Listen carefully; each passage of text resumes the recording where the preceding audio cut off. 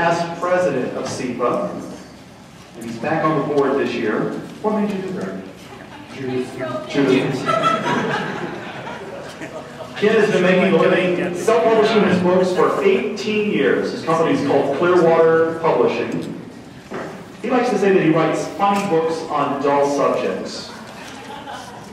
Those books include Calculus for Cats, Algebra Unplugged, There Are No Electrons, and one of my personal favorites on writing, I have a copy, I recommend you get a copy, it's called Joy Writing. His novel, The Land of Debris and the Home of Alfredo, was the first novel ever printed on tree-free paper. He actually wrote it on human skin. No, that's not true. We gave you the idea, didn't I? Yeah, He and I are going to collaborate on a human skin book. No, he actually, the first novel ever printed on tree-free paper was made from the Kenn plant. Now, I asked him about this. He said it's like similar to a bamboo type of plant. Sprouts big old leaves that look like some wacky weed, from what I understand. And he was actually honored by the Clinton administration for doing this. How cool is that? You'll find blurbs on his books from the likes of Dave Barry, Ray Bradbury. That's way cool. Very jealous of that.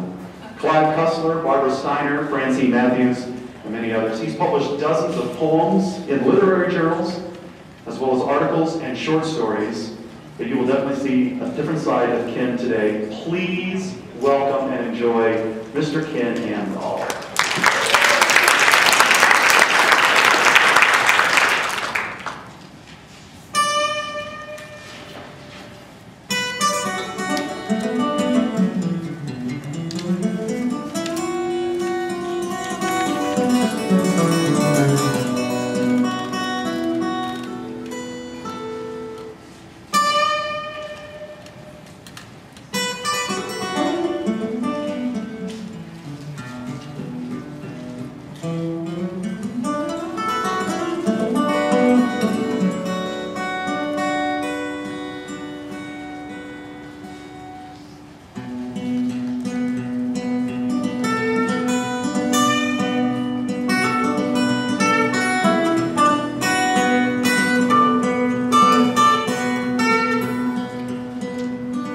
Everyone in this room has one thing in common. You've got an obsession. Something so consumes you, you felt compelled to write a book about it. It's like a disease with you, isn't it? And now you want to infect me. You want me to buy your books. You want everyone in the world to buy your book, don't you? But you're discovering there's a lot of immunity to your particular disease out there.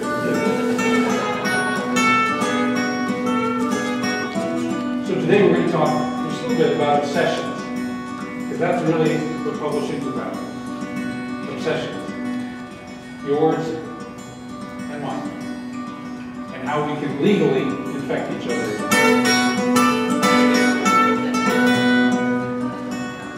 Several years ago, I attended the Winnipeg Folk Festival. If you've never been, it was quite a sight to see. 24,000 Canadians gather together every year to commit folk music on each other. One afternoon, I wandered over to one of the smaller stages and listened to this guy named David Francis, unknown Canadian folk singer, songwriter. And David drives a truck back and forth between the United States and Canada. He's gotten obsessed with borders. Not the bookstore. The boundaries between countries. The boundaries between day and night, between the earth and the sky. The boundaries between people. Now, driving home from Winnipeg, which is a long drive, could not get one of David's songs out of my head. I guess that's sort of the definition of an obsession, isn't it? So I learned.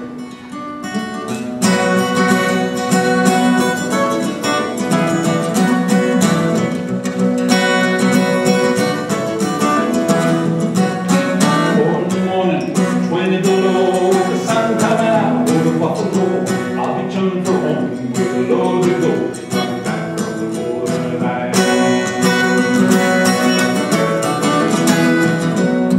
3 hours passing through the customs gate, 3 hours out and I'm running late, trying to make a slip in all of that freight, coming back from the borderline. Well, thinking my day was fast asleep, when the sun comes calling a new day, from horizon to windshield to the light where I keep it all the way. Down by the bridge by the railroad sign, wired on coffee and heard for time, got my eye on the horizon line.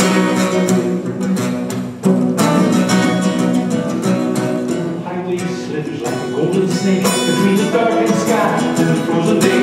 My heart's been open, use my way, coming back from the borderline. Well, I think of my baby fast asleep, when the sun comes calling a new day leaves, from horizon to windshield to the light where they keep it all the way. Down by the bridge by the broker's sign, wired on coffee and heard for time, got my eye on the blue horizon line. 4 in the morning, 20 below, with the sun coming out over Buffalo. I'm tuned for home, where the Lord will go, coming back from the borderline. 4 in the morning, 20 below, with the sun coming up over Buffalo. I'm tuned for home, where the Lord will go, coming back from the borderline.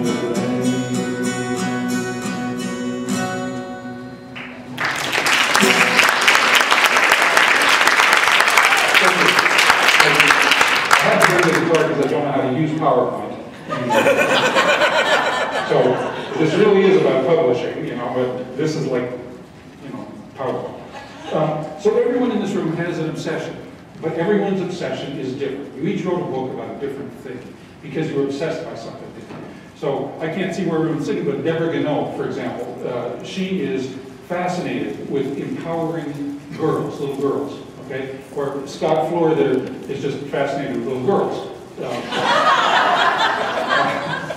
Don Testa, who did the introduction, he's got a cool mission in life. He wants to make kids think it's cool to be smart. It's a wonderful mission. It seems like cheating that Barack Obama's got the same mission, but still, wonderful mission. Judith Braz, she wants to understand everything there is to know about manipulation in the workplace, because she knows that's the key to her plan for total global domination. Okay, so everyone, we got 100 people in the room, we got 100 different obsessions. No two alike.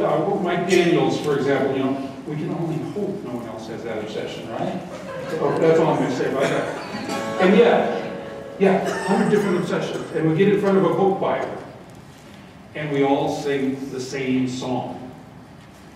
And it's this song, since you all sing it, you know it. You can sing along if you want. Don't have to. Please, please, please, please, please, please buy my book. Please, please, please, please, please, please buy my book. I'm down on bended knees, my dignity's forsook. Please, please, please, please, please, please buy my book.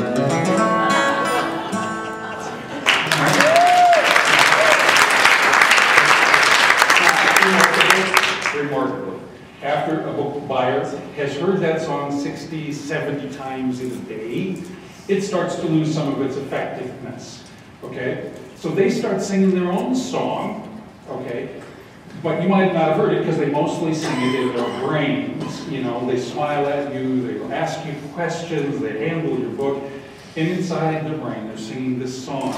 Now, you can't hear it, but I'm a highly trained, semi-professional musician and part-time psychic, so I can hear it, and I'm going to do it for you. Now, what is remarkable about this song? It doesn't matter where you are in the country. You can be in the most sophisticated centers of culture and learning. You can be in downtown Manhattan. You can be in San Francisco. You can be in Aurora, Colorado.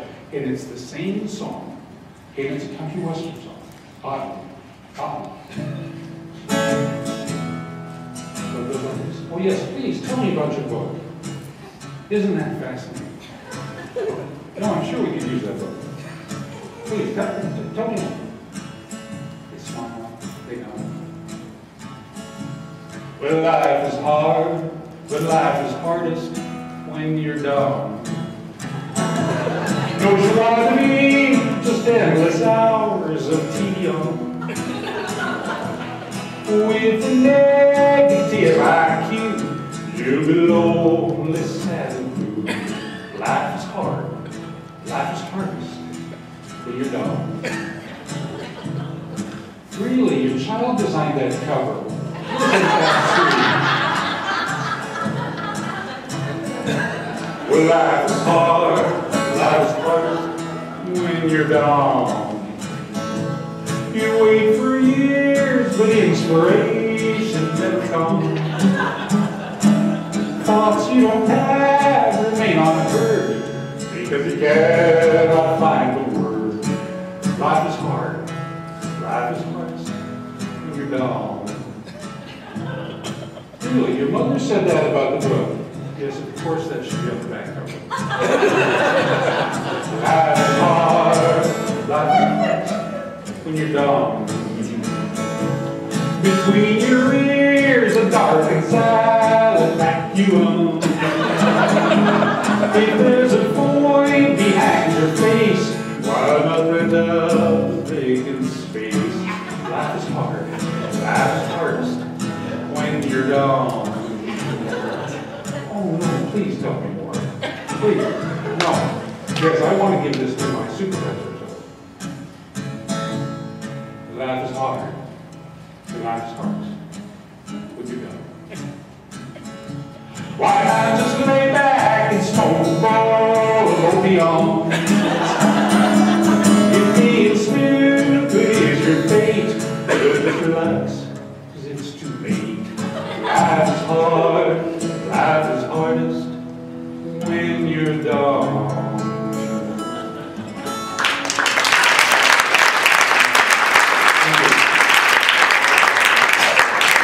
Again, I don't know about you, but that wasn't the reaction I was going for. So the lesson there is merely droning on about your book is rarely the hot strategy.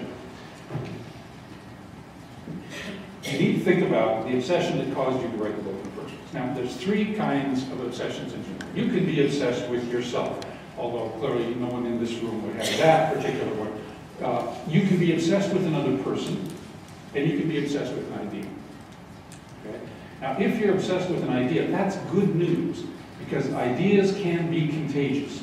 If you have a book that is based on obsession with an idea, you're probably on the right track. If you are obsessed with a person, I'm going to suggest you write a poem or a song.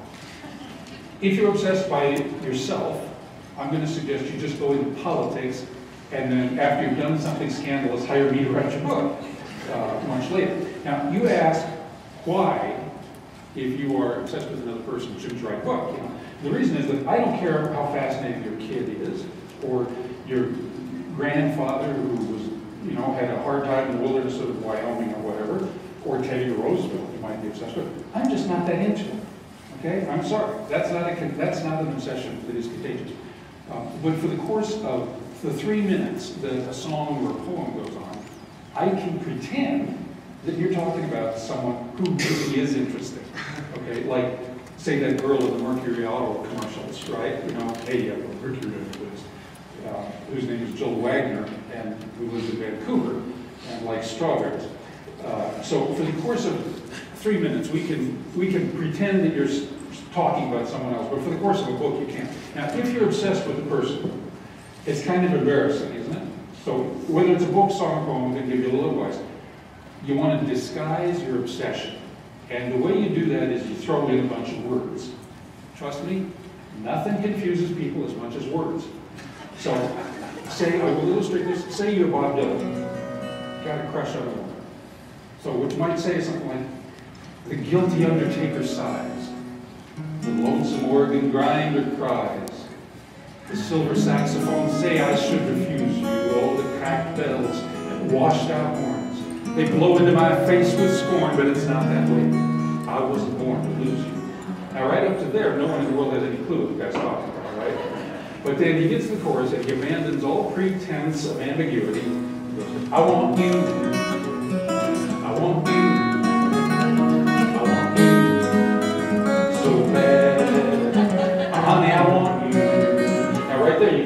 distinction between world-class poet and the voice of a generation. That's a fine line between that and that weird guy down the street with all those restraining orders, right? You know, I want you, I want you, I want you so bad, oh honey, I want you. You don't want to see that written in lipstick on your mirror, do you? No. Okay, so you throw in a bunch of words to throw people off the subject. I'm going to do one more song just about this before we get on to how you're going to sell more books, which may be of more interest to some of you.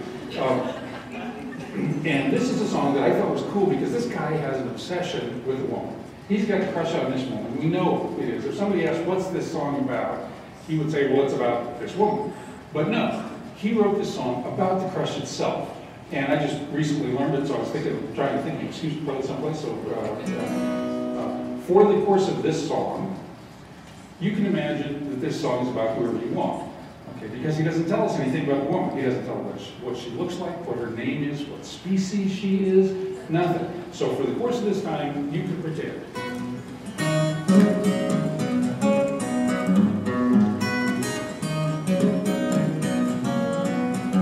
Well, I've got something to tell you, I think you ought to know, that my eyes been on you, babe, since a very long time ago. Now I finally got the nerve and gonna make my move. Don't you try to turn me off, it's gonna be hard to do. I got a thing about you, baby, ain't nothing I can do. I got a thing about you, baby, all thing about loving you.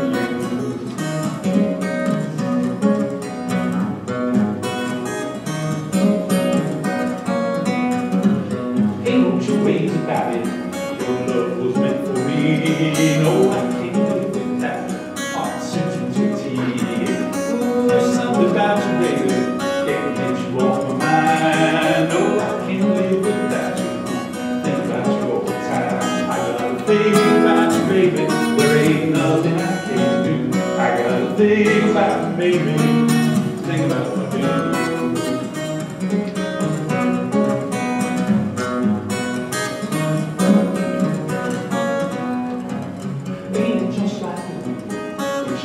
Got a man, she'll ring you out, she'll turn you about in palm of her hand. Then maybe she gets a big, put you in a fight. She'll give you just a little love, you'll get no time. I got a thing about you, baby, there ain't nothing I can do. I got a thing about you, baby, thing about my baby. I got a thing about you, baby, there ain't nothing I can do. I got a thing about you, baby, oh, a thing about you, baby.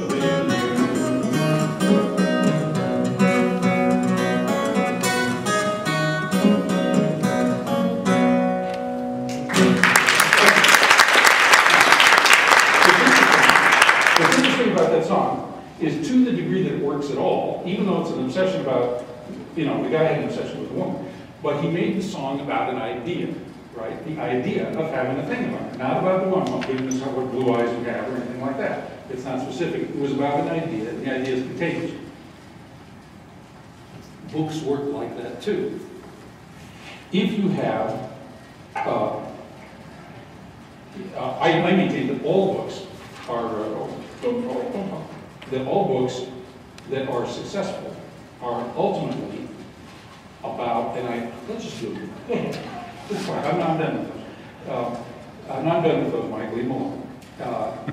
But every good book and every successful book is about an idea, whether the author knew it or not. Okay? You might have written a book that is 10 simple steps to eat more protein and lose weight. And someone comes up to you and says, what's your book about? You might say, it's a dieting book. And you might say, it's about losing weight, or it's about protein. And I maintain that's wrong. That's not the obsession that caused you to write the book. It was probably something much more like, you can take control of your life by taking control of what you eat. Right? It's an empowerment book. That's an idea, and that's a sellable connection. Okay? The Harry Potter books, I was talking to Jessica back there about Harry Potter books, and so you may argue with me about this later, but if you think about it, those books, sure, they got magic and plot and all this stuff, but they're really about a couple of ideas, and one of them is prejudice. Those books are about prejudice, how magical people think about us real mortals and are prejudiced against us. And by putting it in that context, we get a whole different view of prejudice. They're also about preconceptions, challenging people's preconceptions. You know, we don't think that paintings move with the walls, do we? You know, we have a preconception about that. I maintain that's what that is book. Perhaps in the last couple of years you've noticed, maybe it's just me, it seemed like there were a lot of political biographies. Anybody else? Maybe it's just me. At any rate, one rose above all the rest, both in sales and in success in every way, and that was Barack Obama's Dreams from My Father, right? Why was that book better? Why did it sell more copies, and why did it help get him elected? Because rather than do what all his competitors do and tie the book to just a litany of the events of his life, he tied it to an idea. That book is about an idea. And the idea is everyone, but Americans particularly, choose their identity. We choose the way we think about ourselves. And that whole book is an exploration of that. He had an opportunity to identify with his black father in Africa. Or he could have identified with his white mother from Kansas. He could have decided to think of himself as a kid from Hawaii, or he could have thought of himself as a kid from Indonesia. He could have identified with the gangs in LA, or he could, the street gangs, or he could have chosen to identify with the gangs at the Harvard Law Review. And he made very complex decisions, and that's why that was a good book. But it was a good book, not because he had such interesting stuff happen in his life, but because he tied the book to an idea. Okay? Now, your book is almost certainly also tied to an idea. You just may not have thought about it yet. So I'm going to suggest that since ideas are connections, we can connect, we can be contagious with an idea. You can't sell me your 10 simple steps to eat protein and lose weight, but you can sell me the idea of gaining control of my life by gaining control of what I eat. Now, some of you are probably obsessed with the idea of how can I sell more books? Just a guess. And so I'm going to go through just a couple of steps here. The first one is identify the obsession that caused you to write the book in the first place. The obsession with an idea. And a lot of times a person will write a book and it's subconscious. You don't really realize why you had that obsession. And I'm going to suggest that you think about that, because that's going to be the key to selling your book, is to identify that. Once you have identified that, then your first market is people who share that obsession, people who already have, that interest in that idea. So, say you've got a book about the Denver Broncos, right? Your first set of customers is Denver Bronco fans, just like you. The second set is people who have my Christmas present for Denver Bronco fans. Your next set of fans is football fans in general. Customers, football fans in general. It seems to go out in concentric rings of obsession, right? We all know that. You say, Ken, you're telling me something. No, obviously, I try to sell it to, Denver Bronco fans. But no, that's not what you do.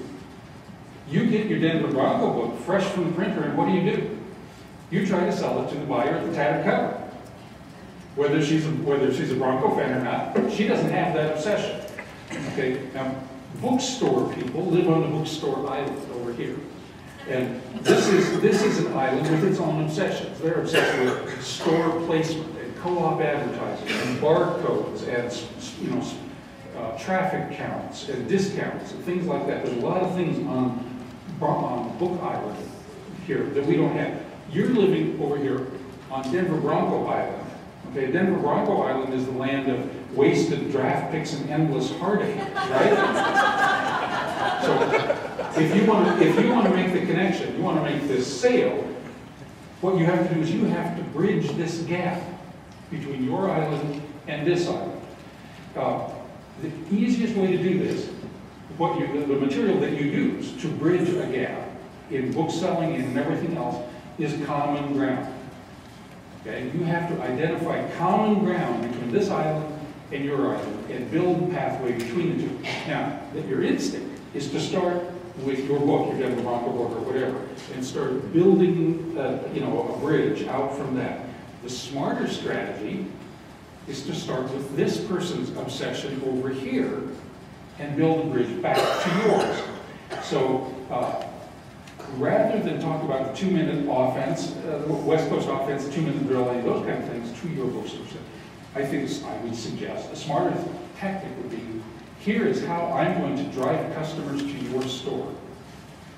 Here is how I'm going to get you free publicity for your store. Okay? I'm going to have Reggie Rivers, a former Denver Bronco, wants to do an interview, and I would like to do it in your store, and all his listeners will do that. All of a sudden, you've got a conversation going, and you start to build the common ground pathway back to your book. Now, men, we have a disadvantage, because women already know this, and they've known it since 4th grade in some class that they take that we don't get to take. Women know that many men, okay, all men's #1 obsession is themselves, right? So if a woman wants a guy to get interested in her, does she put an ad in Publishers Weekly? Probably not. Does she send them a brochure? No. Does she give him a link on her webpage? No. She asks him questions about his #1 obsession, which is himself.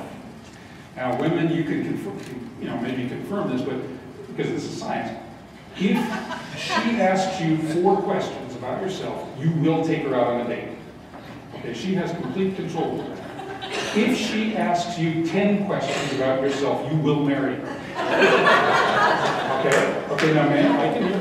You're saying, wait a minute, Ken. Does this work the other way too?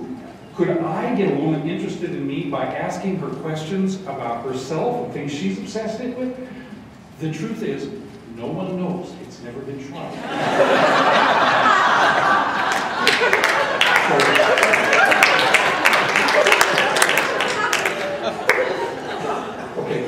So you need to find common ground, and the easiest way is to start with their obsession. If you can't find common ground, the next best thing is familiar ground. Okay. People get lost and confused without familiar landmarks. And so whatever book you're selling is going to sound confusing to a lot of us, especially me. Jim Lotes is here. He and I wrote some math books together. One of them is called Algebra Unplugged. In one section we had to talk about multiplying trinomials. Well, anytime you say a sentence that includes the words multiplying and trinomial, the conversation pretty much stops, right? And so what we did is we compared it to something that was familiar, which is musical trios. Okay, all of a sudden multiplying trinomials is not scary. It's a battle of the bands between the Kingston Trio and the Jonas Brothers. Now it's a hoop band. It's just fun. So by making it more familiar, giving people familiar landmarks, you can bridge a gap that you might not otherwise be able to bridge. So you say familiar ground, okay. You can obviously think of various ways to create familiar ground. One is repetition. I can do this for a long time. This is the theory of advertising. If you repeat something often enough, pretty soon it becomes familiar, right? So if I wanted you to remember the name of that first book Jim and I wrote, I might go, Algebra Unplugged, Algebra Unplugged, Algebra Unplugged, Algebra Unplugged, and pretty soon, maybe 6 minutes later, you would know the name of my book. Right? A kinder and gentler approach is to tie it to something that's already familiar.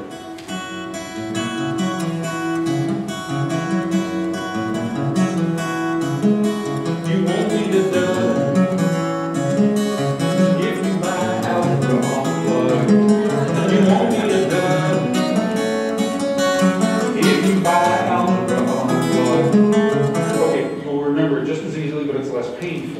Well, maybe not in this case, but if you try it to something familiar, you have a shot at that would be less painful. So,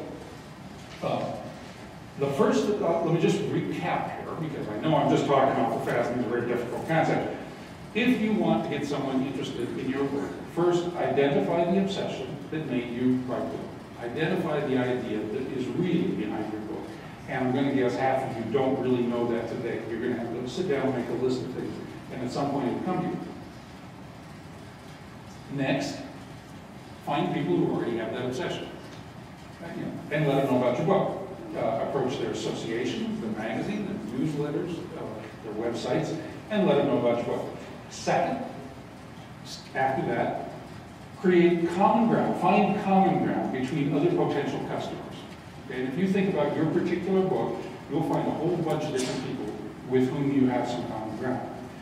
If you can't find common ground, or even if you can, try to build familiar ground to bridge the gap between their obsession and your obsession. Okay? Now, this next part is, oh, goodbye. This next part is fraught with peril. Fraught with peril for me. Because I decided I would give myself an extraordinarily difficult challenge to illustrate this. Okay? I'm going to try to get you to connect with one of my current obsessions. Okay? And it could work and it might not, using these ideas that we've already talked about.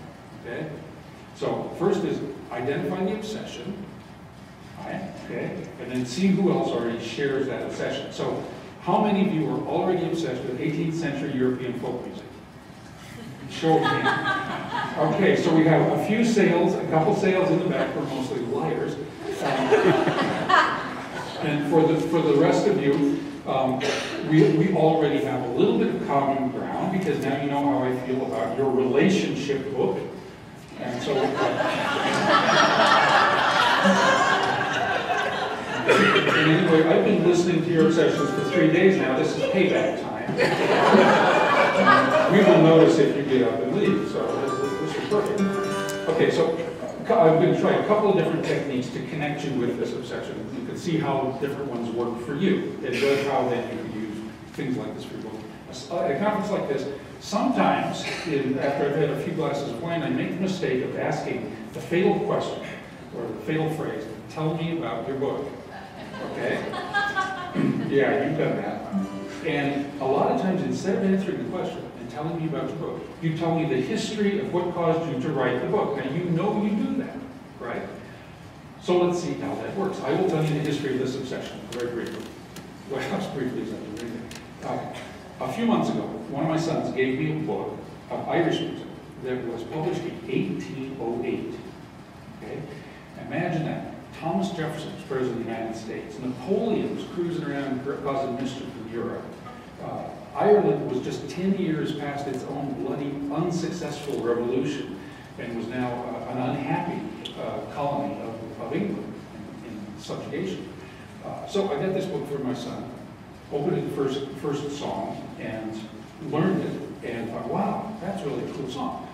Why have I never heard of this? I've heard a lot of folk music in my life.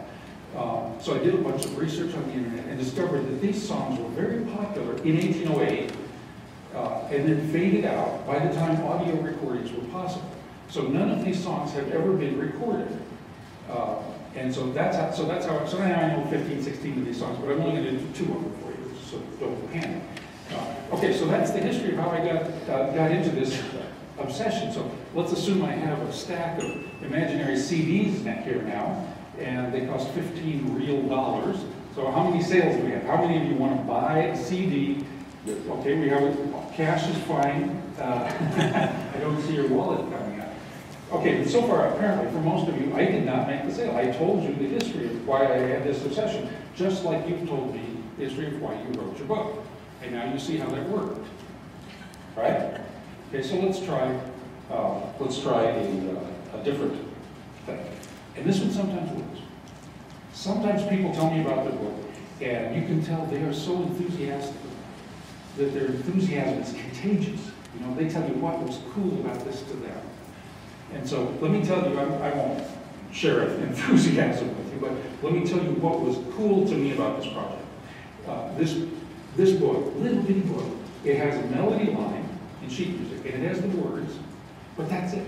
It doesn't have chords. It doesn't have instructions like fast or slow or minor or major or happy or sad, you know, whatever. No instructions. And there's dozens of ways you could accompany any one of those songs. So I had to recreate, I had to get in the composer's mind, the songwriter's mind from 200 years ago, and recreate what he probably had in mind with the song from the clues. There's like forensic folk music. Okay? So for me, that was what was cool about that. That's what made this whole thing fun. Okay, so now how many buyers do we have in my CD? Wow. Okay, we're gonna have 2 buyers. Now how about $10? 10 real bucks for a man? Okay, so that's not gonna work. So apparently we have to try a different strategy. So I'd like to sing you a dirty song now.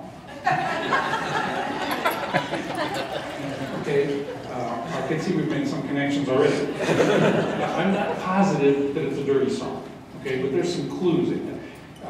I decided it was a funny song. It was supposed to be a funny song, but I didn't understand everything, and then you won't understand everything. But it's basically about this kid in Ireland, not very bright at all, living in abject poverty, and a bagpipe, traveling bagpiper shows up, and this kid likes the bagpipe music so much, which is a stretch right there, that he decides to leave his home and become this bagpiper's assistant, which is a job that apparently requires him to wear no clothing some of the time. And one of the words that I had to look up was the drone, because they seem to talk about the drone. Well, the drone is the big pipe that comes out of the bagpipe. Big, hard, round, long pipe that comes out of this bagpipe that always plays one note, so you never have to touch it, and yet somehow they seem to touch the drone a lot. So, I don't know what the song is about. It's called Patty. I am probably, almost certainly, the only person in the world that knows this song at this point. It has never been recorded, and this is the first audience I've ever sung it to. So you guys will be the first audience in 200 years to see if this song works. When I was a boy in my father's mud edifice, tender and bare as a pig in a sty, out at the door as I looked with a steady fizz, who but Pat Murphy the piper passed by. Says Patty, but you play this music, can you play? Says I can't tell, for I never did try. Then he told me that he had a charm to make the pipes prettily speak, and he squeezed the mag under his arm, and sweetly this out a squeak, with a ra-la-la-ra-la-loo. At home I handle the drone, and then some sweet music he blew to the heart of a stone. Your pipe, says I, Patty, so neatly comes over me, naked I wander wherever it blows, and if my father should try to recover me, sure it won't be by describing my clothes. Oh, the music I hear now takes hold of my ear now, leads me all over the world by the nose. So I followed his bagpipe so sweet, and sang as I leapt like a frog, adieu to my grandma, you seem so pleasantly placed in a bog. At home now he handles the drone, and then some sweet music he blew and melted the heart of a stone. Okay, it's sad. For 5 years I followed him, nothing could sunder us, till he one morning had taken a nap, and slipped from the bridge to the river just under us, soused to the bottom, just like a blind pup. Well, I roared out and bawled out and heavily called out, oh, Patty, my friend, don't you mean to come up? But he was dead as a nail in a door. Poor Patty was laid on the shelf. So I took up his pipes on my shelf, and now I'm set up for myself.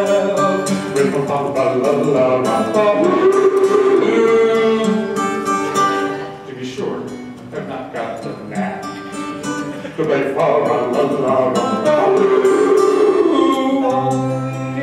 and brother did whack.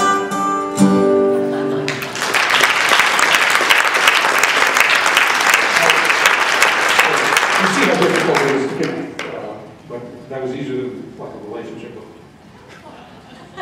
Now, I'm going to do one more Irish song, and then I'm going to end with one different song. And for this song, for my final illusion here, I have created the most difficult task I could imagine for myself. This is a song that is right here on this island, and you and I are on this island that's out in the hallway. Okay? We have a lot of room to bridge there. When I first learned this song, I didn't like it. Okay? I thought, okay, I've got 16, 17 songs here, but this one doesn't work. Okay, so I needed to bridge the gap with myself. That's how hard a task this is. So if it works, that's cool. And if it doesn't, well, that's less cool. But, so, has anyone here heard of this guy, Barack Obama? Okay, pretty good speaker, right? Pretty good speaker, you have to give him that. One of the things that Barack Obama did to become a good speaker was he practiced reciting the speeches of his hero, Abraham Lincoln, who lived 150 years earlier. Have we all heard of Abraham Lincoln, right? Pretty good speaker. He had that whole Gettysburg thing going, right? One of the ways that Abraham Lincoln became a good speaker was by reciting the speeches of one of his heroes, a guy who had lived 50 years earlier than him, named John Philpot Curran, or Jack Curran, as he was known, was one of the leading attorneys in Ireland, and by all accounts, the greatest orator of his generation. Jack Curran wrote this next song. Okay.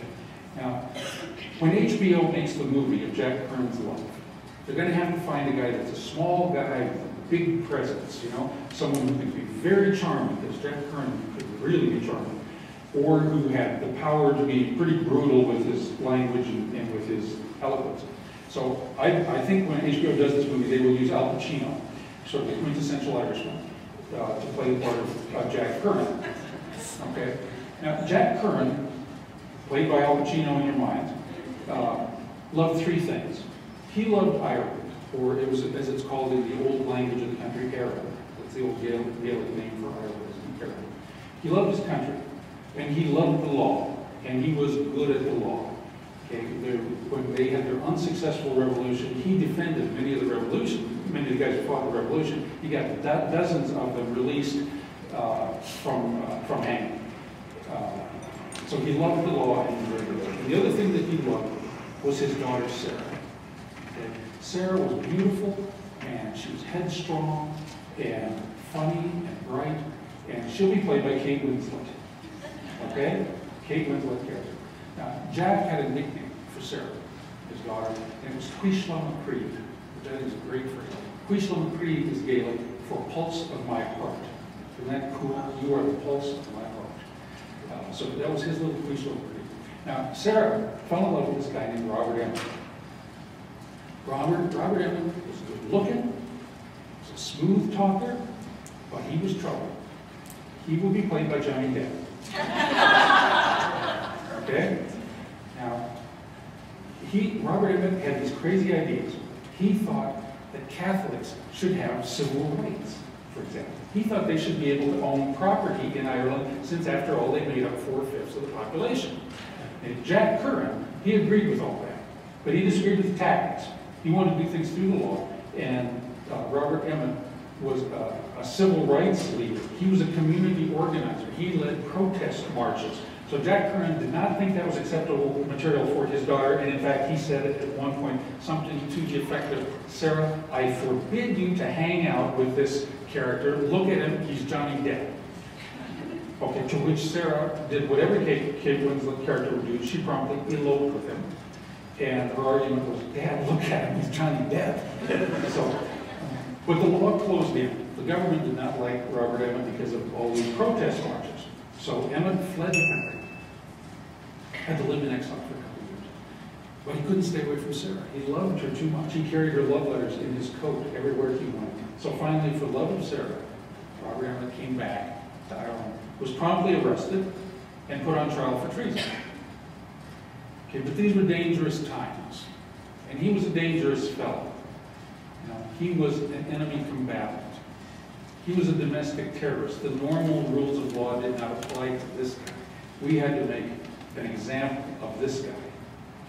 And so perhaps to prevent Jack Curran, best attorney in the country, from defending his son-in-law, they called Jack as a witness. They subpoenaed him. First day of the trial, Jack Curran's on the stand and is prosecuted. Now, so Jack Curran, remember, is the Al Pacino character. He's on the stand. prosecutor decides he's going to intimidate this guy into giving incriminating information. Well, that was a mistake. Jack Curran lit into the prosecutor, and the force and fury of his eloquence drove the prosecutor backwards until he literally fell back in his chair. As someone reported about that court case, about that event, they said, thereafter, they treated Mr. Curran most delicately, but it didn't matter. Didn't matter. The verdict was predetermined. They executed Robert Emmett, and just to make sure everyone got the point, they had him drawn and quartered, which means they cut up his body publicly. So now you're Jack Curran. What do you do? What do you do? If you think about it, the country you love has made a mockery of the law that you love to break the heart of your little Quishlong. What do you do?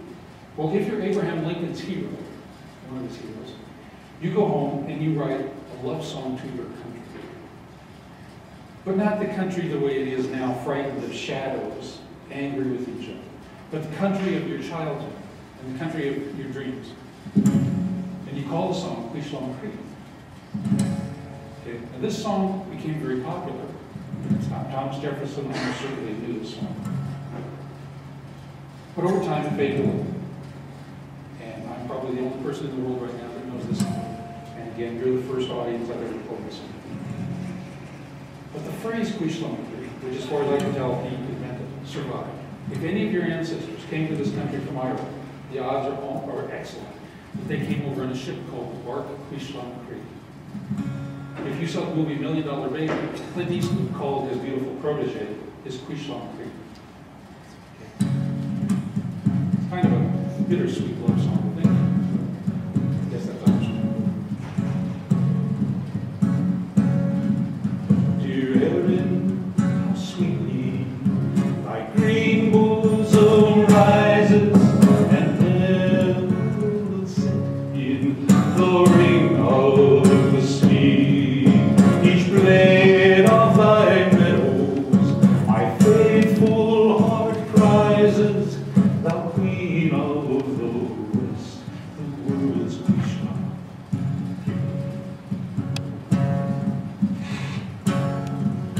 Thy gates open wide to the poor and the stranger, their smiles, hospitality, hearty and free. Thy friendship is seen in the moment of danger, and the wanderer is welcome with Quishlong.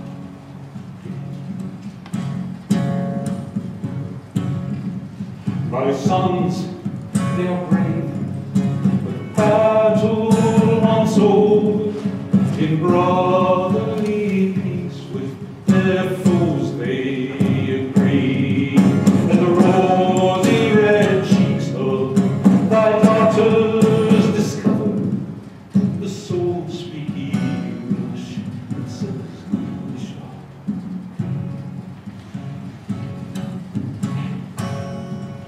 Then flourish forever, my dear native Erin, though sadly I wander in exile from thee, and firm as thy mountains, no injury fearing, may heaven defend its own Quishlong.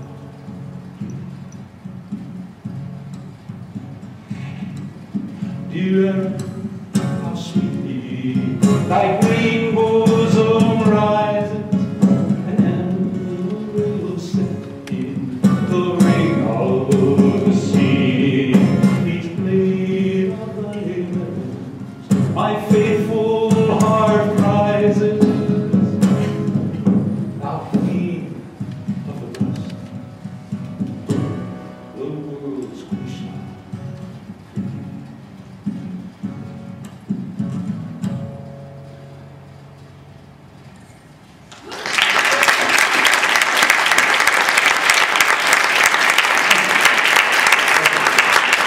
that was a long way to go to get there, but you see, I'm sure you saw how I was trying to make the connection. It's kind of a bummer song, so I don't want to leave you on a downer, so I'm going to do one more song. This is a song I wrote for a friend of mine when he died.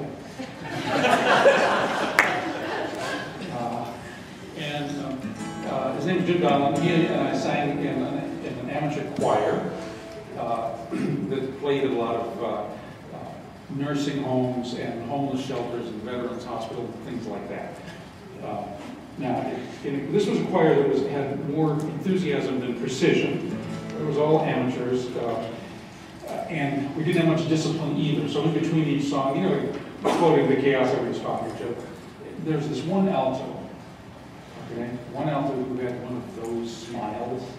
You know what I'm talking, guys, you know what I'm talking about, Jake. One of those smiles. Now, I'm not pointing fingers or naming names, but some of the gentlemen in the choir would crack jokes just to see if they couldn't coax a little giggle or a smile out of that particular alto. I decided that's a better way to remember my friend than the other things. So I want to thank you all for your attention. It's been fun to be here, and I guess there's a banquet tonight, and hope to see some of you there.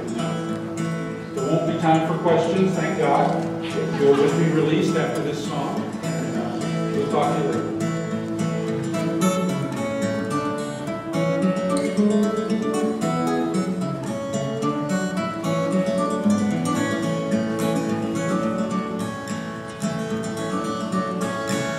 Tuesday nights in a quiet room yard of each year, learn our hearts and fill our hearts with music of the good cheer. For friends who feel forgotten, some who lost their homes, search for the family near, feeling alone. When I never saw a church on Sunday morning, I guess that's fair. Tuesday nights in the quiet room, I did my worship there. And some of the notes we sang were right, some had good intent, but the final chord rang loud and true when the music was all spent. And then the tenors joked, the sopranos spoke, and the altos leaky guile, and the rabbits here in the big back row. We just watching Saturday smile, watching Saturday smile, singing sweet and mild. Me and Jim in the bass back row, we just watching Saturday smile.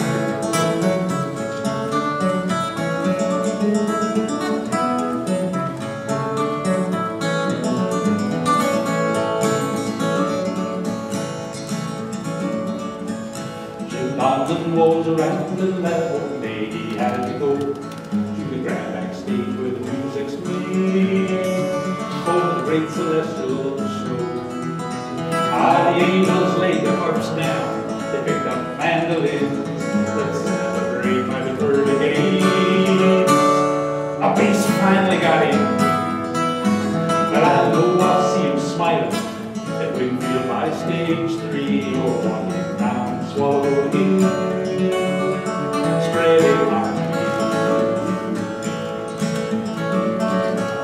Oh, watching Sally smile and singing sweet and mild on the Angie bass band. We're just watching Sally smile.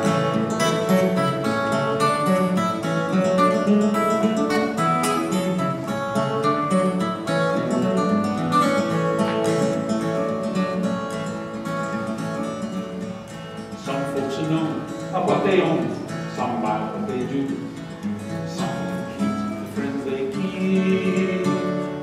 Just kept quite a few. The ones you hold when the day grows old, you know not what they love. Good songs and girls were pretty good, and we'll never have enough. So take a sip and toast your strip, and you may well find it. Don't shed a tear, 'cause Jim's not here. We follow close behind you. And some of the notes we sang were right, some had good intent, but the time would run water true.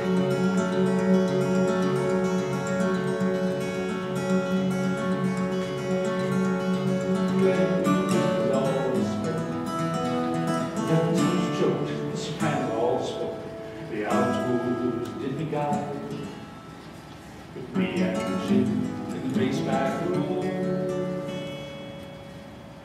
We're just watching Sally smile. Watching Sally smile, singing sweet and long.